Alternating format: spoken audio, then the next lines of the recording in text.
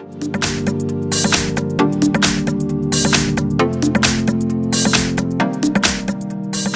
I've got Alcatel 5V, and let me show you how to enable power saving mode on the following device.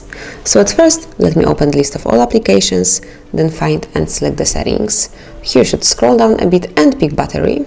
And now, over here, you will notice battery saver. So simply click on it to enable this mode. So if you will see the red edges, that means that your battery saving mode is on. You can obviously switch it off manually just by tapping. You can also pick battery percentage to show over here. You can switch off this option and then you will see the level on the peak. Also, you can select the option to standby intelligent power saving, or you can switch it off. So that's it. If you would like to have the quick access to battery saving mode, simply slide down the upper bar.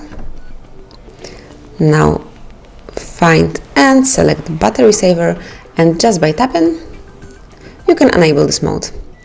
And then if you would like to switch it off, you can click on the same icon one more time.